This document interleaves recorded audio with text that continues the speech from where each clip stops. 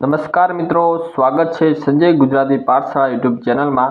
આજે આપણે જોઈશું ધોરણ 10 વિષય છે વિજ્ઞાન, તારીખ 28/2/2026 શનિવારના રોજ લેવાયેલ પેપર વિભાગ એનું સોલ્યુશન કરીશું। 100% મિત્રો સાચું પેપર છે। તમને હું પેપર પણ બતાવી દઉં તો જોઈ શકો છો મિત્રો, આ છે પેપર, એકદમ 100% સાચું પેપર છે। તો વિભાગ એનું આપણે સોલ્યુશન કરવાનું છે, તો ખાસ વિડીયોની અંદર એન્ડ સુધી જોડાના રહેજો। ચાલો સોલ્યુશન જોઈએ। વિભાગ એ, પ્રશ્ન ક્રમાંક 1 થી 24ના સૂચના મુજબ જવાબ લખો। દરેક પ્રશ્નનો એક ગુણ છે મિત્રો। ટોટલ 24 પ્રશ્નો છે વિભાગ એમાં, તો 24 ગુણનો મિત્રો વિભાગ એ છે। ચાલો જોઈએ। નીચે આપેલા વિધાનો માટે તેમની નીચે આપેલ વિકલ્પોમાંથી સાચો વિકલ્પ પસંદ કરો। પ્રશ્ન નંબર 1, એક દ્રાવણ ભૂરા લિટમસને લાલ બનાવે છે, તેની pH લગભગ ખાલી જગ્યા હશે। Option A 3, option B 7, option C 10 અને ઓપ્શન ડી 14। તો સાચો અને યોગ્ય વિકલ્પ પસંદ કરવાનો રહેશે ઓપ્શન એ 3। ત્યાર પછી જોઈએ આગળ। ખાસ મિત્રો વિડીયોમાં એન્ડ સુધી જોડાયેલા રહેજો।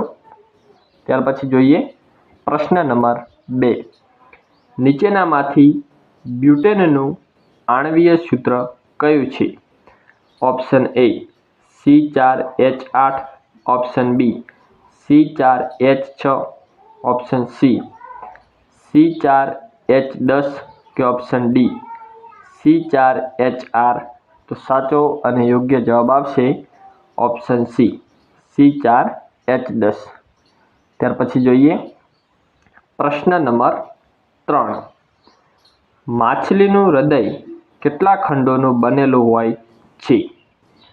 ઓપ્શન એ છે 3, ઓપ્શન બી છે 2, ઓપ્શન સી છે 4 કે ઓપ્શન ડી 5। તો સાચો જવાબ આવશે મિત્રો ઓપ્શન એ 3। ત્યાર પછી જોઈએ પ્રશ્ન નંબર 4, માનવ આંખ પોતાના આ ભાગ પર પ્રતિબિંબ રચે છે।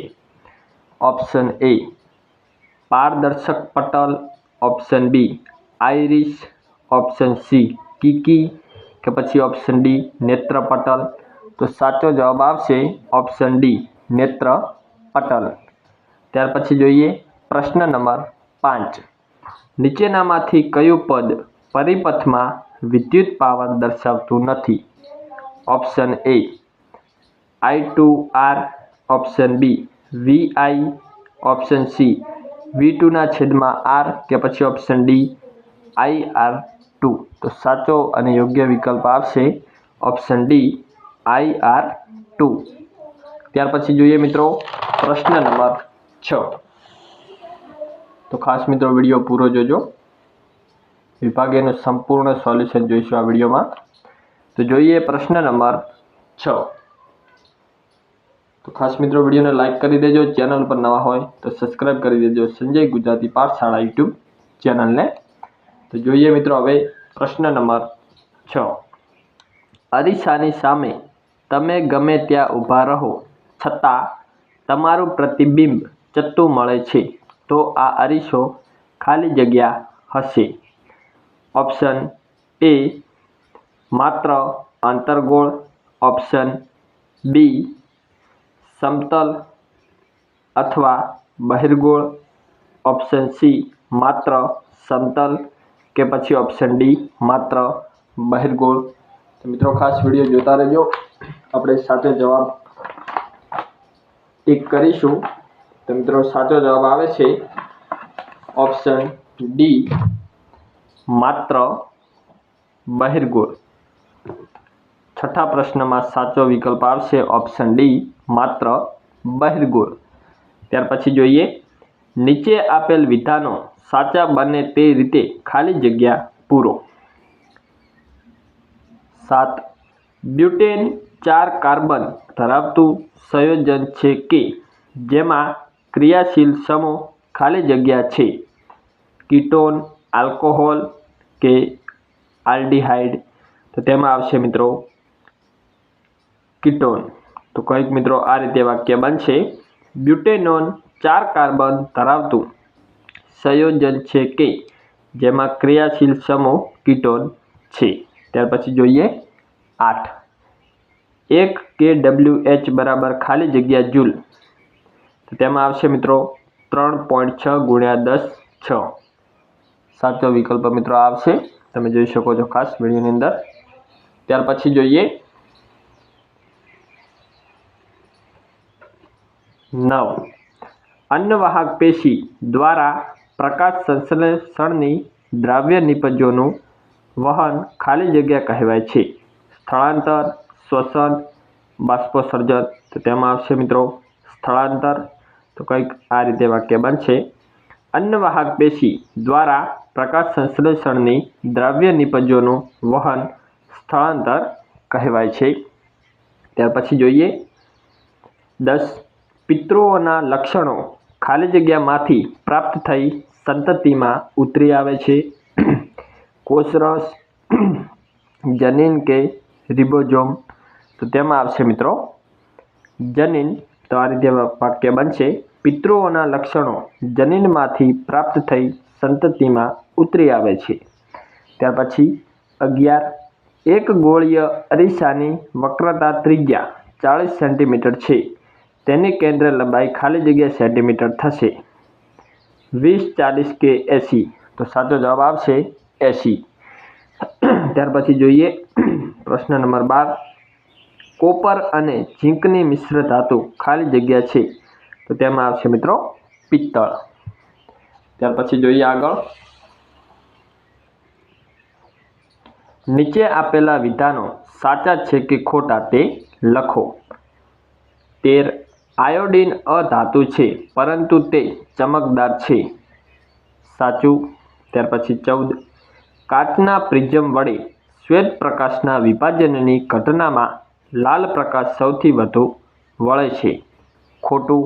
ત્યાર પછી 15. જે બાળકને પોતાના પિતા તરફથી વાય રંગસૂત્ર વારસામાં પ્રાપ્ત થશે તે છોકરો બને છે. સાચું. ત્યાર પછી 16. પ્રબળ એસિડ અને નિર્બળ બેઝના એસિડિક ક્ષારના pHનું મૂલ્ય 7 થી વધુ હોય છે. તો આ વિધાન મિત્રો ખોટું છે.